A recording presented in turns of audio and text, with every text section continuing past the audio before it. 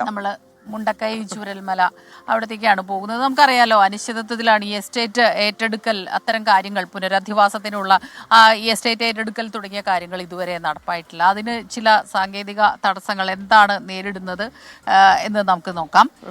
നഷ്ടപരിഹാരം നൽകി സ്ഥലം ഏറ്റെടുക്കുന്നതിനെ ചൊല്ലിയുള്ള ആശയക്കുഴപ്പം, അതാണ് ഇതിങ്ങനെ വൈകി പോകാനുള്ള കാരണം. ഇക്കാര്യത്തിൽ വ്യക്തത വരുത്താൻ ചീഫ് സെക്രട്ടറിയെ ചുമതലപ്പെടുത്തിയിട്ടുണ്ട്. പക്ഷേ ഇപ്പോഴും നടപടിയായിട്ടില്ല. അതെ, ഭൂമി ഏറ്റെടുക്കൽ വൈകില്ലെന്നും നടപടിയുമായി മുന്നോട്ട് പോവുകയാണെന്നുമാണ് റവന്യൂ മന്ത്രി കെ രാജന്റെ പ്രതികരണം. ജൂലൈ 30-നാണ് വയനാട് ജില്ലയിലെ ചൂരൽമലയിലും മുണ്ടക്കയിലും ഉരുൾപൊട്ടൽ നാശം വിതച്ചത്.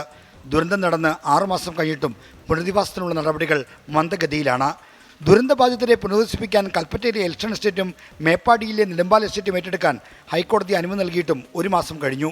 നഷ്ടപരിഹാരം നൽകി ഭൂമി ഏറ്റെടുക്കാനാണ് ഹൈക്കോടതി ഉത്തരവ്. എന്നാൽ നഷ്ടപരിഹാരം നൽകി ഭൂമി ഏറ്റെടുക്കുന്നതിൽ സർക്കാരിന് ആശയക്കുഴപ്പമുണ്ട്. എസ്റ്റേറ്റ് ഭൂമിക്കാണോ അതിലെ ചമയങ്ങൾക്കാണോ നഷ്ടപരിഹാരം നൽകേണ്ടത് എന്നതിലാണ് അവ്യക്തത നിലനിൽക്കുന്നത്. ഇക്കാര്യത്തിൽ അഡ്വക്കേറ്റ് ജനറലുമായി ചർച്ച നടത്തി വ്യക്തത വരുത്താൻ ചീഫ് സെക്രട്ടറി ചുമതലപ്പെടുത്തിയിരുന്നു. AGയുമായി ചർച്ച നടത്തി നിർദ്ദേശം സമർപ്പിക്കാൻ ചുമതലപ്പെട്ട ചീഫ് സെക്രട്ടറി ഇതുവരെ റിപ്പോർട്ട് സമർപ്പിച്ചിട്ടില്ല. സിവിൽ കേസിൽപ്പെട്ട ഭൂമി ഏറ്റെടുക്കുമ്പോൾ കോടതിയിൽ പണം കെട്ടിവെക്കുന്നതാണ് നിലവിലുള്ള കീഴ്വഴക്കം. കോടതി നിർദ്ദേശം പാലിച്ച് നഷ്ടപരിഹാരം ഉടമകൾക്ക് നൽകിയാൽ സർക്കാരിന് നഷ്ടമുണ്ടാകുമെന്നാണ് റവന്യൂ വകുപ്പിന്റെ ആശങ്ക. എന്തായാലും എസ്റ്റേറ്റുകൾ ഏറ്റെടുക്കുന്ന നടപടിയിൽ ഏറെയൊന്നും മുന്നോട്ട് പോകാൻ സർക്കാരിനായിട്ടില്ല. എന്നാൽ എസ്റ്റേറ്റുകൾ ഏറ്റെടുക്കുന്നതിൽ കാലതാമസമില്ലെന്നാണ് റവന്യൂ മന്ത്രി കെ രാജന്റെ പ്രതികരണം. എസ്റ്റേറ്റ് ഭൂമിയുടെ അളവും മൂല്യനിർണ്ണയവും നടന്നു വരികയാണ്. AGയുടെ നിയമോപദേശം ലഭിക്കുമ്പോൾ തന്നെ മറ്റു നടപടികളെല്ലാം പൂർത്തിയാകും. താമസം വരാതിരിക്കാൻ ഭൂമിയുടെ വിലയും ചമയങ്ങളുടെ വിലയും പ്രത്യേകം കണക്കാക്കുന്നുണ്ടെന്നും മന്ത്രി കെ രാജൻ അറിയിച്ചു. 24 തിരുവനന്തപുരം.